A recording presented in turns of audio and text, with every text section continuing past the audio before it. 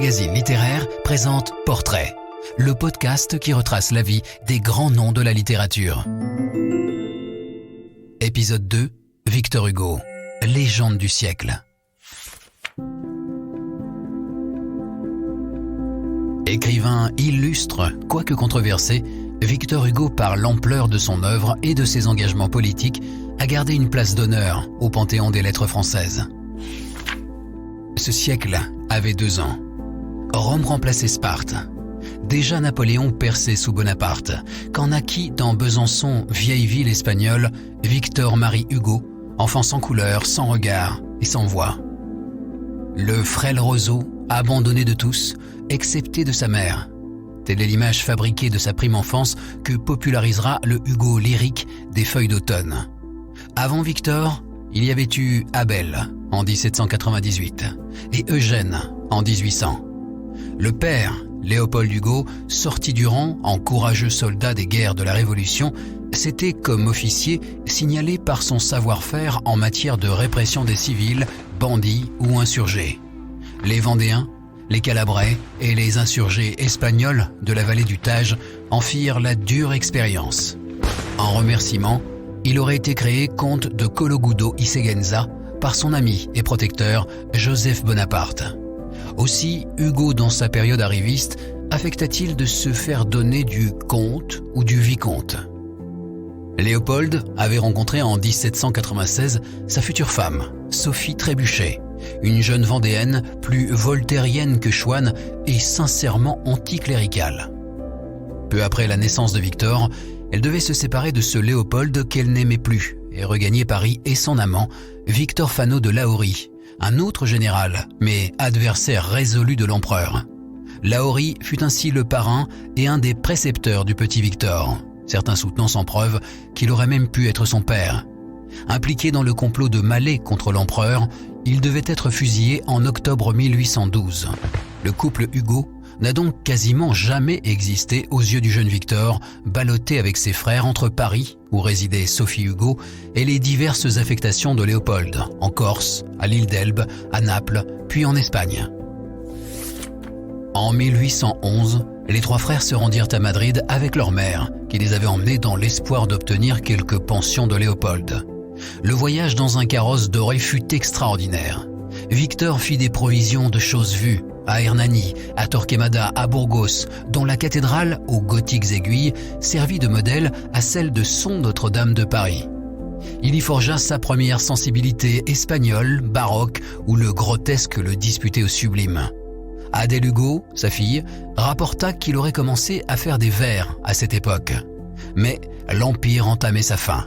Il fallut rentrer en France avec, sur le chemin du retour, le spectacle macabre des garrots et autres gibets dressés par les Français comme l'effrayant crucifié, reconstitué de Ségovie, à l'origine, sans doute, de son aversion envers la peine de mort. À Paris, sa famille et ses maîtres d'études l'encouragèrent à écrire. Déjà conscient de sa vocation, il aurait noté sur un carnet en juillet 1816 ce mot célèbre: « Je veux être Chateaubriand ou rien ». Fort des quelques lauriers décrochés à des concours de poésie, mais déjà assez sûr de son talent, et sur le modèle du conservateur de Chateaubriand, le jeune Victor lança, avec son frère Abel, le conservateur littéraire. Ses poèmes de circonstance lui valurent l'estime des milieux littéraires et même une pension de Louis XVIII. Victor Hugo, poète ultra, affichait des idées catholiques et royalistes dans le ton de l'époque. Sans argent, pauvre même, avait-il d'autres choix? D'ailleurs, sa destinée s'emballait. Sa mère disparaissait le 27 juin 1821. L'année suivante, le 12 octobre, il épousait Adèle Fouché, une amie d'enfance, malgré les réticences du père de la promise, qui hésitait à donner sa fille à un jeune homme sans le sou. Hugo n'était pas baptisé.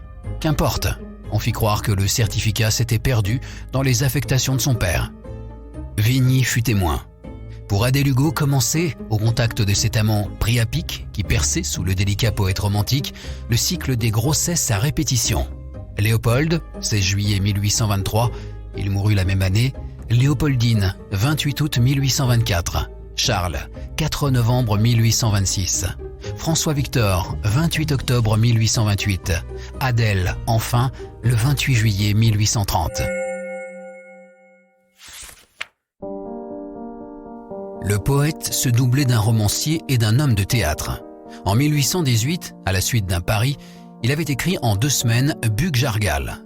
Dans Andisland, en 1823, son deuxième roman, guère plus convaincant, il développait quelques-uns des leitmotifs de son œuvre. Des réflexions morales sur la peine de mort et sociales sur la pauvreté des mineurs de Norvège. Le dernier jour d'un condamné, 1829, et plus tard Claude Gueux, 1834, illustrèrent la constance de son engagement contre la peine de mort. Le dramaturge s'était lancé avec Cromwell, 1827, qu'il flanquait d'une préface où il argumentait son opposition aux conventions classiques.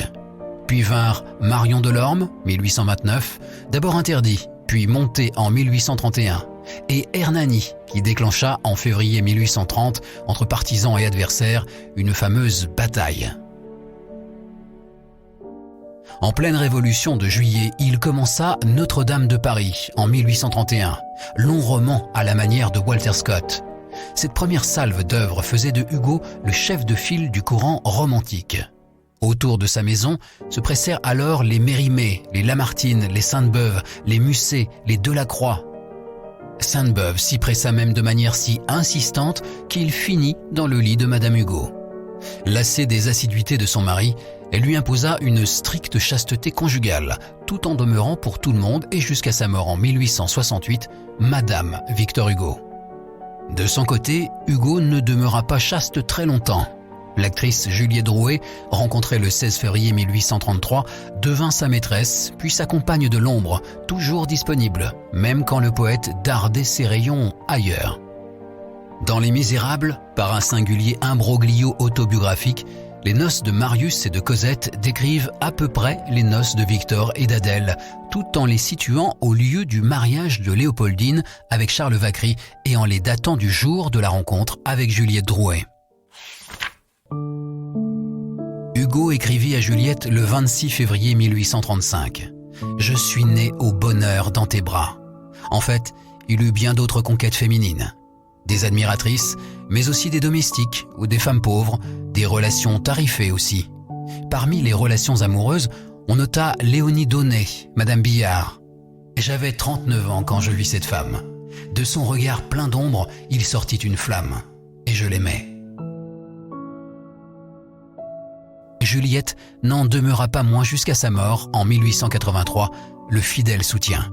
Elle évita à Hugo d'être incarcéré lors du coup d'État de 1851. Elle l'accompagna dans son exil, à Bruxelles, puis dans les îles anglo-normandes, sans jamais partager son toit. Aussi longtemps du moins que vécut Madame Hugo, l'épouse légitime.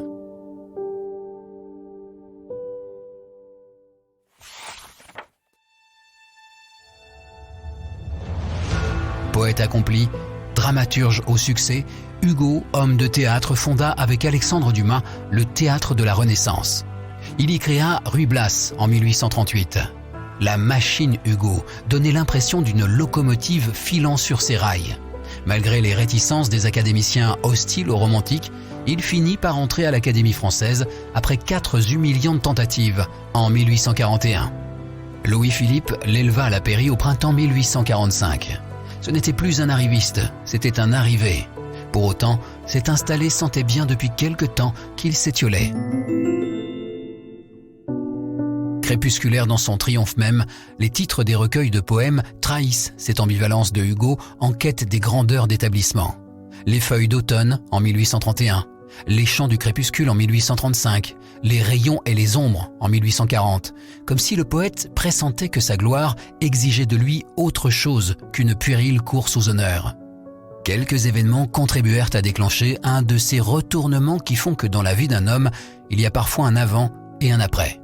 L'échec des Burgraves en mars 1843 mettait fin au drame romantique et à sa carrière théâtrale. Il y eut surtout la mort de Léopoldine, Didine, le 4 septembre 1843, à Villequier, lors d'une traversée en barque sur la Seine. Puis, dans un autre registre, le 5 juillet 1845, il fut surpris en flagrant délit d'adultère avec Léonie Biard. Son statut de pair de France le protégea, mais Léonie fut incarcérée. Enfin, comme si le destin remuait son couteau dans une plaie vive, au deuil de Léopoldine vint se superposer en juillet 1846 celui de Claire Pradier, la fille unique de Juliette Drouet. À partir de 1843, Hugo ne publiait plus, non pas parce que sa veine créatrice aurait été tarie, mais parce que, sur le plan politique et humain, il était en train de changer profondément. « J'ai grandi », lit-on dans le poème écrit en 1846. Il projetait d'écrire « Les Misères », un grand roman populaire qui devait traiter de l'injustice sociale.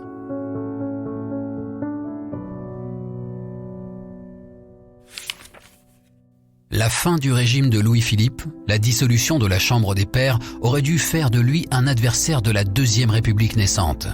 Élu député conservateur aux élections complémentaires de juin 1848, Hugo comprit vite, au contact de ses collègues, de quel bois la majorité d'entre eux étaient faits. Quand on lui enjoignit de préférer la consigne à la conscience, il répondit non. D'abord en son fort intérieur, puis de manière de plus en plus audible et nette. Ce non n'était pas sans prix. La République n'avait pas le vent en poupe, liquidée pour longtemps depuis le 13 juin 1849, quand le parti de l'ordre, conservateur et catholique, de l'espèce la plus douteuse, celle qui priait surtout pour que la Providence préserve rente, action et rendement des loyers, avait emporté le morceau et muselé la presse.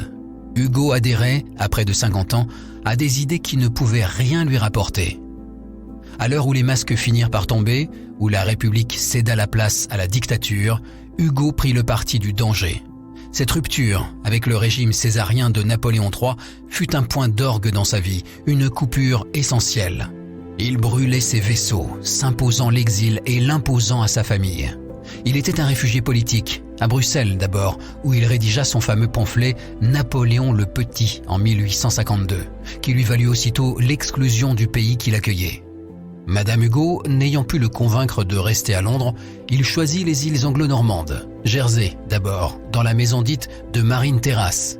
À nouveau menacé d'expulsion, il s'enguernaillesa en mai 1856. Il acheta comptant la masure de Hauteville House, au demeurant une maison fort spacieuse et adaptée aux besoins de l'écrivain. Il la rénova de ses mains expertes et artistes, avec tout en haut la fameuse verrière, d'où Hugo pouvait apercevoir la maison de Juliette. Pour la première fois, il était propriétaire. Les Contemplations, parues simultanément à Paris et à Bruxelles le 23 avril 1856, lui avaient donné un peu plus d'aisance. À vrai dire, ce fut une retraite bénéfique. Hugo ne s'en cacha pas. Ma proscription est bonne et j'en remercie la destinée. Au milieu de l'océan, en fait la Manche, il y trouvait le milieu propice à l'épanouissement de son œuvre. Celle du poète pamphlétaire avec les Châtiments en 1852, du poète lyrique avec les Contemplations en 1856 ou du créateur épique avec la Légende des siècles en 1859. Hugo était seul, ou presque, car il avait réuni sa famille, la faisant contribuer, dans un premier temps au moins, à ses travaux littéraires. La petite troupe s'augmenta de quelques proscrits, de pique-assiettes aussi, et de nécessiteux des alentours, qui avaient pris l'habitude de graviter autour du refuge du maître. Hugo, de son belvédère, où il tutoyait Dieu et les éléments, s'adonna quelque temps à la mode des tables tournantes. De cet exil insulaire, il écrasait de son mépris les méprisables. J'y mourrai peut-être, mais j'y mourrai accru. Enfin, à cette retraite, qui lui inspira Les Travailleurs de la mer en 1866, il dut l'achèvement du plus formidable de ses romans, commencé avant 1848 et enfin paru en 1862 sous le titre Les Misérables. L'esprit de la civilisation lui ayant soufflé ce nouveau titre lors d'une séance de spiritisme le 15 septembre 1853. Le succès fut immédiat et mondial, savamment organisé par Hugo, dont les anathèmes n'étaient d'ailleurs plus tellement craints par un pouvoir impérial devenu plus ou moins libéral, à même de souffrir les vaticinations d'un homme qui écoutait les oracles des tables cancanières. Depuis 1870, alors que les élections plébiscitaient à nouveau le régime qui n'avait cessé d'accabler de ses sarcasmes, Hugo était loin de penser que son exil allait prendre fin. La République tant espérée et dont il s'imaginait prendre la tête pour continuer son métier de flambeau l'honora un moment. Élu député en février 1871, il assista cependant de loin à la tragédie de la Commune, cette bonne chose mal faite, retenue à Bruxelles pour régler la succession de son fils Charles. À vrai dire, il était devenu une sorte de patriarche des banquets démocratiques. Sur le plan privé, il s'occupa de ses petits-enfants, Georges et Jeanne, et publia en 1873 son dernier grand roman, 93, la réflexion sur la Révolution et ses dérives y étant développée avec en arrière-plan les décombres encore fumants de la Commune. En 1877, un recueil de poèmes au titre significatif, L'art d'être grand-père, édulcorait l'image de ce combattant de la liberté devenu sénateur. Après sa congestion cérébrale, survenue dans la nuit du 27 au 28 juin 1878, il continua de publier. On a édité du Hugo jusqu'au milieu du siècle dernier, mais il n'écrivait en fait plus beaucoup. Sa fin fut endeuillée par la mort de Juliette en 1883. Il avait souhaité être enterré dans un cercueil de pauvres. Il fut exaucé, mais à sa mort, le 22 mai 1885, des funérailles nationales furent votées par les deux assemblées. 9 jours entiers furent nécessaires pour organiser la cérémonie. Son cercueil, d'abord exposé sous l'Arc de Triomphe, et le 1er juin 1885, enterré au Panthéon, au milieu d'une foule immense et reconnaissante.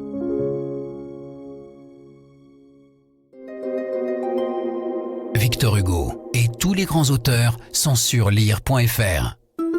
Si vous avez aimé cet épisode, abonnez-vous au podcast Portrait de Lire Magazine Littéraire et aidez-nous à le faire connaître en laissant des commentaires et des étoiles.